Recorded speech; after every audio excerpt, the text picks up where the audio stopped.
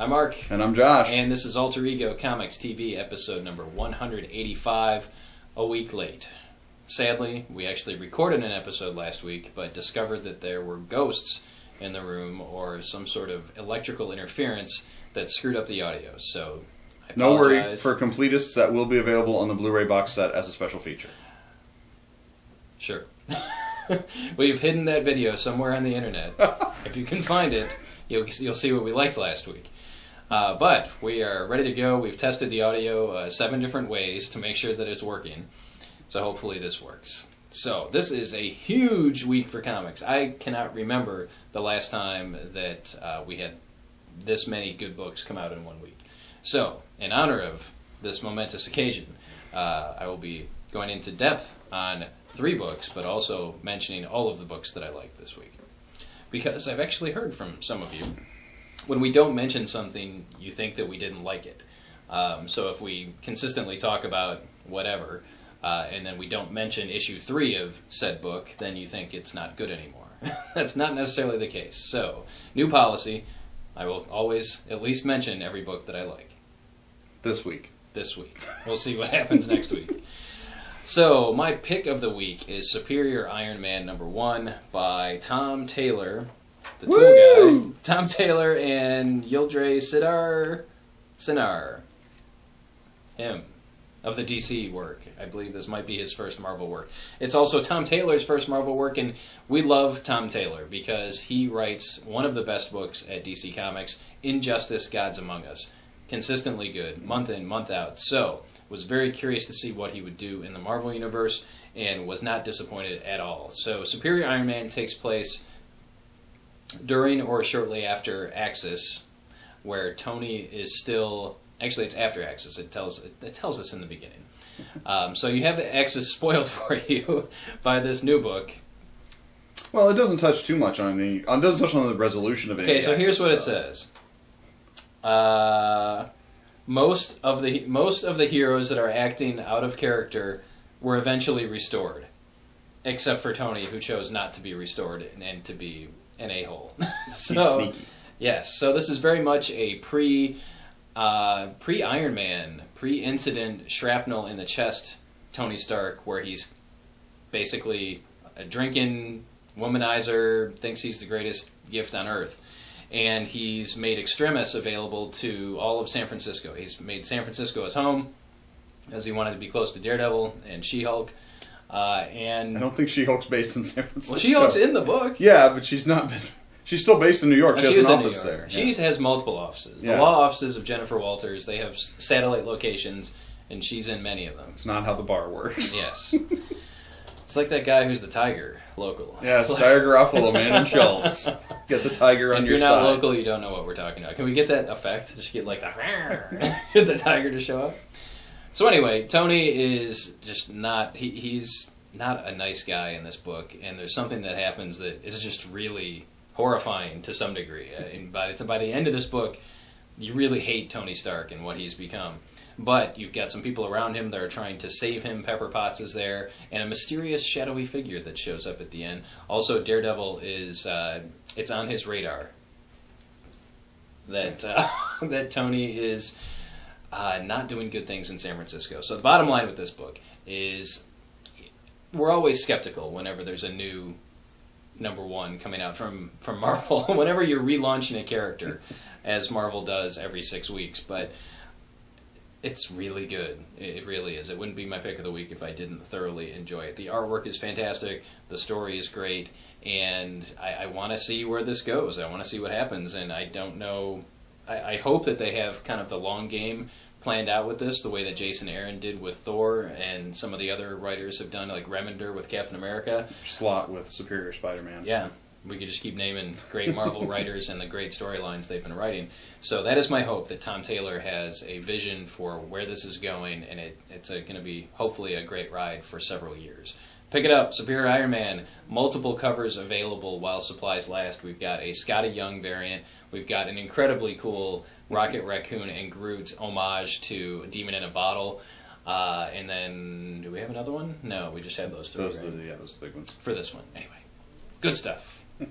My pick of the week this week is She-Hulk, number 10, written by Charles Soule with art by Javier Peludo. San Francisco. Woo! It's not in San Francisco. It's in Southern California. I believe they were in like Los Angeles or somewhere like that. It's not in San Francisco. I don't know. Well, Murdoch's there. And... Well, yeah, that's because... Have you been reading this at all? No. Oh, it's great. Okay, I know it's great. If you missed the last couple issues, somebody sues Captain America for the wrongful death of their grandfather or granduncle, something like that, of a relative. And this was before he was Captain America, when he was just Steve Rogers. And Steve goes to Matt Murdock, Daredevil, and Murdoch's like, I'll take the case. And Steve's like, I don't want you to take the case. I want you to take the case of the prosecutor. And then he goes to Jennifer Walters, She-Hulk, and gets her to defend him. So basically, he specifically says he's hiring Daredevil so that nobody can say they took it easy on him because he was Captain America. Because Murdoch is a relentless prosecutor, and he really pulls out all the stops, ripping into Steve here, which is what Steve asked for. And it's just great to see the interplay between She-Hulk and Daredevil in the courtroom, to see the flashback story where Steve sort of is maybe a little culpable in the death of this person, but it's just a lot of fun, and it really pays off the relationship between some of these characters that we don't see together as much as I'd like. And I just think Soule is knocking it out of the park on She-Hulk, which sadly will be ending here in 2 issues or so. But so far, I've liked nearly every issue. The art is decent. It's better than it was for a couple issues there in the middle. The first artist on the book I liked. That's this guy. Is that okay, so it's Peludo again. Yeah. So he's back, and so much fun. Also, the first volume of She-Hulk is out in trade. If you haven't read it yet, you're missing out. It is universally praised as outstanding. And I will eagerly await the deluxe hardcover that has all 12 issues instead of buying 2 soft covers. All right, now is the part of the program where I mention a couple books that I really enjoyed, but I won't go into detail. First up is Miles Morales' Ultimate Spider-Man number 7, and as I was reading this last night, it really sunk in that if I could only read one comic book, it would be this one. Miles Morales' Ultimate Spider-Man is my favorite comic being published right now. Also, another book that I thoroughly enjoyed, is this right? Yes, it is. Thor number 2. Is this in your stack? No. Thor number 2, Electric Boogaloo. This is Jason Aaron's second issue with the Goddess of Thunder, and it is as enjoyable, if not more enjoyable, than the first issue, because we get to kind of experience a little of who this character is. She speaks as an Asgardian, but thinks as a human, which is very interesting. So, who knows? But it was very cool. Also on my list of very cool, Nova number 23. And you have the prelude to that in your pile over there. But, yes, he does. Don't read Nova. If you're reading Nova and Axis, you want to read Axis first, and then read Nova. But, man, Nova is a great book. Absolutely. Is it still my turn, or is it your turn? I don't know how many's in your stack. I'm you have all the books. So a little more, with a little more detail. So okay. So we'll go up next to Axis number 5 is out this week, and continuing the story that we've referenced in Superior Iron Man, where the spell that the Scarlet Witch and Doctor Strange cast to invert the personalities of Xavier and the Red Skull has had some negative effects, causing any superhero who was there at the time to become a D-bag. Technically, it inverted their personalities. So any of the bad guys who were there, which was several, have suddenly felt the urge to do good, and the good guys have felt the urge to be more self-centered. And I like this book as something to read. Like, I think it's a very interesting story. It's great drama. I especially love Remender writing Spider-Man and Nova, which is a decent chunk of the story here. Them interacting with Remender's dialogue is great. It makes me almost uncomfortable to read these heroes being bad guys. Like, and I'm not a huge Sam Wilson fan, but he's Captain America. He's one of the leads in the book. And, like, I just hate him. and that's the sign of good drama, that it makes me feel things when I read it. But yeah, and this is what sets up what we're going to be reading, or what you should be reading in Nova this week. But yeah, Axis still firing on all cylinders. Go Rick Remender. It is an entertainment. It's an entertaining read. I had my doubts at the beginning. Wasn't sure whether I was going to feel it or not. And I think one of the things that's helping it is the rotating artists. For me anyway, because Kubert's art in the first arc just was a little sloppy to me. No offense. And this is Dodson now, right? And we're on to Terry Dodson. We had Leinil Yu for 2 issues or 3 issues, and now we're on to Terry Dodson. Just good stuff. But you're right. I'm with you 100%. It's kind of must reading if you're a Marvel fan, but it's not going to make you feel good. Yeah. And I guess if we're just throwing out everything, I will throw out that Silver Surfer is still awesome. Still written by Dan Slott, art by Michael and Laura Allred. And this issue especially, I really liked. Each issue, it's great. It's very episodic. You can pick up any issue in the run of Silver Surfer, and they'll tell you everything you need to know. And most of the stories are done in one. So this is a great one with Dawn and the Board, and you see flashbacks in history, and it's just great. It's very fun. It's the sort of comic that isn't on the stands a lot anymore. It's just fun galactic adventure. It's Doctor Who with a surfboard. All right. One of the other books that I really enjoyed this week is Spider-Verse #1, and let me explain a little something here. So Marvel's been throwing the term Spider-Verse around for about 5 months now, for about 3 or 4 months. Yeah. And so Spider-Verse #1, this is a 2-issue anthology series. Mm-hmm. So in this first issue, we have 6 different Spider-Man stories from all across the Spider-Verse. And they're all really good. That's the reason why I'm picking this thing. You get all kinds of crazy stuff. You've got a Victorian-era steampunk May Riley as Spider-Girl or Spider-Lady. Spider-Lady. Lady of the Spider, Lady. something like that. I'm sorry, I don't know why I slip into Jerry Lewis every time I say Lady. Animaniacs. Yeah, it could be. Which was really cool. You've got a great Kitty Cook story in here. Mm-hmm. If you're a fan of Scotty Young's art and you've never seen anything by Katie Cook before, very kind of kid-friendly, and you've got Penelope Parker instead of Peter Parker, and it's kind of a fun with a message, because by the end of that short story, there's kind of an important message. But there are 2 very short. One's very short. It's 1 page. And it features Spider-Man from the Hostess ads in the old Marvel comics. And then the last piece, and that was written by Dan Slott, the last piece is, I think, a 2 or 3 page black and white homage to the Spider-Man newspaper strips, right, which is laugh out loud funny. Mm-hmm. It's drawn incredibly well, also written by Dan Slott. And I've said it before, and I'll say it again. Dan Slott is a huge Spider-Man fan, and you can tell. He loves the character, he loves that universe, he loves Marvel, and it shows in everything that he does, from Silver Surfer to Spider-Man. I guess that's all he does.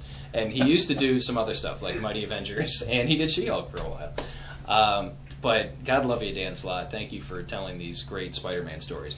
And there's so much in there that you've actually forgotten at least one of them. There's there's 6 of them, and I only mentioned a few. So. Yeah, there's also the Asian-inspired one with Venom and... Oh, yeah, yeah. Sort of like Kung Fu, I don't know. Yeah, kind of like G.I. Joe in a way. Yeah, well, G.I. Joe, Kung Fu.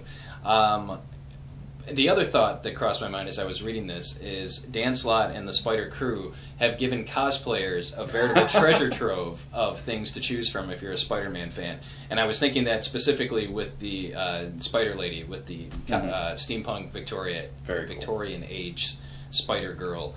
Just so much cool stuff. Spider-Verse firing on all cylinders. And I should mention, if you're in the area here, we got a massive Spider-Verse vinyl poster in probably 7 feet, 6 feet. It's got, well, it's covered that whole first piece of slat wall. It's got to be close to 8 feet. It's 8 long. Feet wide, and features a ton of spiders on there, like spider people. Spider people, not actual spiders, but spider people. So you want to check that out. All right, I've talked long enough. It is now your turn. It is now my turn. All right, this week we've got Batman 36. This is the second part of Endgame, which kicked off last issue with Batman going toe-to-toe with the Justice League. And most of the rest of the league was put down in the first issue. This is basically Superman on Batman action. And it's great. We also get a very It's not like the fanfic that you've written. It's different. It's a little like the fanfic I've written. Some things are shaped differently. But, and we've also got a cool reveal for anybody who's been following Batman closely. And, yeah. It's really good. Yeah, nothing I can say. Batman was great this week. And we've also got, again, another backup. This one's by... it should be Tinian. Tinian and someone else. Graham Nolan, maybe? But another backup, Nolan? so... Yeah, I don't know. Why wouldn't you put credits on the front? I swear it's in the front. Okay, doesn't matter. It's a classic Batman artist returns to draw the backup in Batman 36. Yep. It's awesome. Also, there's containing the cool Lego variants, although the regular cover this week is awesome too. Yes. Yes, it is. All right, and now we're back to quick notes about books I like this week. Copperhead #3 by Jay Ferber.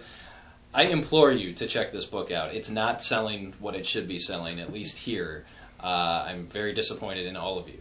Copperhead is a Firefly-esque Western sci-fi book of awesome. There are 3 issues out. I believe we have all 3 issues.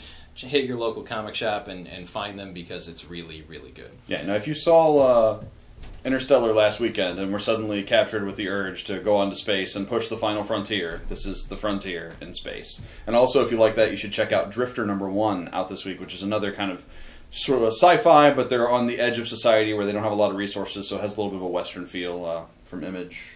Yeah. Yeah. It's Ivan Brendan, I think. That is correct. Ivan Brendan writes it, yes. Is it? Or did he do Rasputin? I don't remember. Anyway, also, Alex and Ada, my vote for one of the consistently best books that is being published month in, month out. It's kind of a slow burn. It's not action-packed. It's a lot of dialogue. It's a lot of relationships, that sort of thing. And if that is your thing, you should be reading Alex and Ada.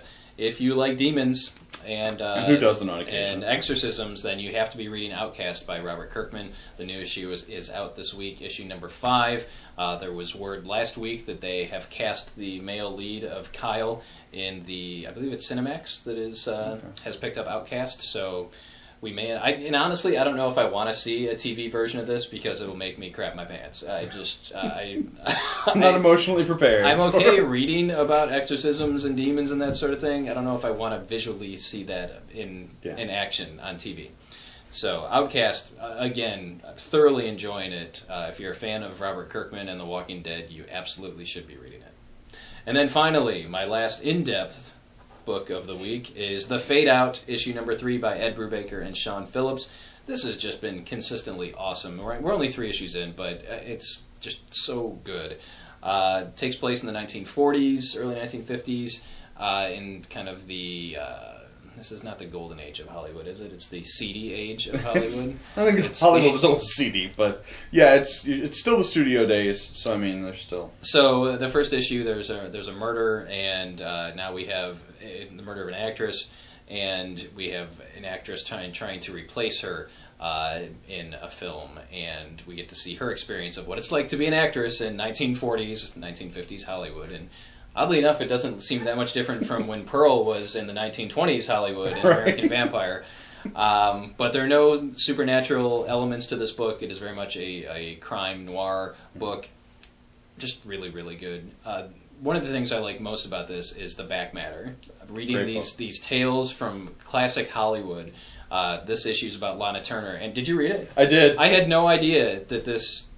They basically talk about Lana Turner, and she was dating this mob guy who pulled a knife or a gun on her and Sean Connery at one point. And Connery supposedly grabbed his wrist and grabbed the gun, and he at one point left the country because he feared for his life, and he was filming Darby O'Gill and Little People for Disney. It's just insane. I mean, these kind of true Hollywood stories that you don't hear about anymore. E is not covering this. No, he is just filling the airwaves with caca, and they could be doing these kind of cool, classic, seedy Hollywood stories. Yeah, That's what they should call it, seedy Hollywood stories, with your host, Ed Brubaker. So The Fade Out is awesome. You should be reading it. It's just a lot of fun, and just different from anything else I'm reading right now. Yeah, and one of the things I like about it is... I'm not sure there's been any forward momentum on the murder investigation since that first issue. And I don't care. He's put all these characters in play and then just lets them play out, and you see flashbacks and stuff, and it's captivating. It's just a great book. Another quick hit this week, Batgirl 36 is out. This is the second part of the new kind of rebooted Babs, and it actually grew on me even more. I'm still distressed that it's not, the classic Barbara Gordon. But the story was very cool, and...